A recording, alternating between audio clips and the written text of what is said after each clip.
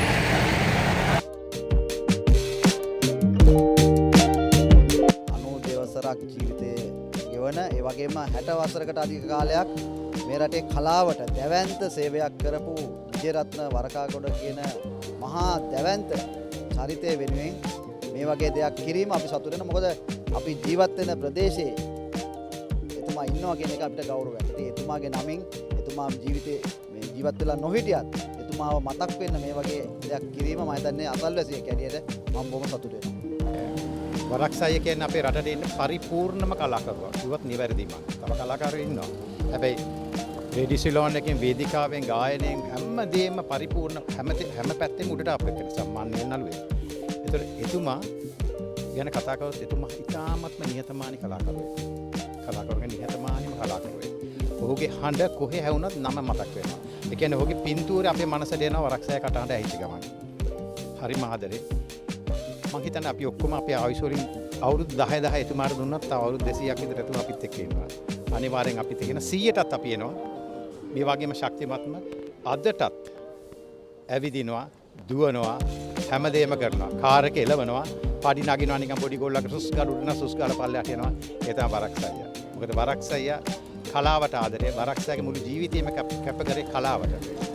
ඔහුගේ දෙවිනි බිරිඳ වෙන්නේ කලාවට. පවුලක් කියලා තියෙන කලාවට. ඒකට මුළු ජීවිතේම කැප කරා. අපි කලාකාරයෝ වශයෙන් සියලු දෙනාම නායකති වරක්සයට. හොඳ උදාහරණයක් දෙනවා.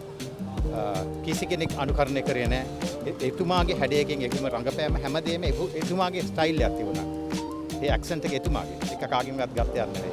ඉතින් අපි සියලු දෙනාම ගරු කරන අද එතුමාව අනුකරණය කරන සෑහෙන දෙනෙක් ආభాෂය ගන්නවා. හැබැයි එතන ලඟ වෙන කොහොමද අමාරුයි. හරිම ක්ලියර් වොයිස් එකක් තියෙනවා. අහලා තියෙන ඒ කටහඬ හරිම ක්ලියර්.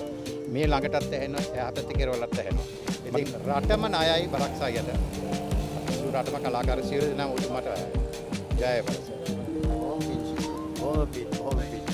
මගේ මහත්තයා දන්නේ නැහැ මේ කිසිම දෙයක්. අපේ පුතා තමයි මාත් එක්ක කතා කරලා අම්මේ මෙහෙම දෙයක් අපි කරමු. අප්පච්චි නැතුණාට පස්සේ මෙහෙම දෙයක් කරලා වැඩක් නැහැ.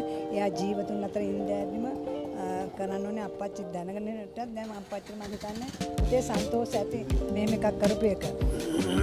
අප්පච්චි බොහොම බාර දූර කාර්යයක් නෙමේ වෙලා තියෙන්නේ. මම මේක බලාපොරොත්තු වුණේ නෑ. ඒ වුණාට ඉතින් කෝරළේ මහත්තයාට මේ වගේ ගෞරවයක් දක්වනවයි කියන එක ආය මේ තරම් මේ අරුව පුදුම දෙයක් නෙවෙයි. කෝරළේ පයින්නේ කරන්නේ දැන් මං අවුරුදු 62ක්. ආණ්ඩුවෙන් මට පැන්සොන් දෙන්නේ නෑ. මේ අනිත් රාජකාරිවලට පැන්සොන් තිබ්බත් මගේ කෝරලි පයින්ඩට පැන්සොන්නෑ අදත් ඒ රාජකාරය ඉෂ්ට කරනවා ඉතින් මම බොහොම සන්තෝෂ වෙනවා මේ දක්වපු උපහාරයට මගේ නමින් මේ පාර නම් කරාට මම බොහොම පින් මගේ පුතාටයි මගේ බිරිඳටයි මගේ මේ අසල්වාසීන් සියලුම දෙනාට හරියටම මම ස්තුතිවන්ත වෙනවා මේ වැඩේට සහභාගී වුණාට බොහොම ස්තුතියි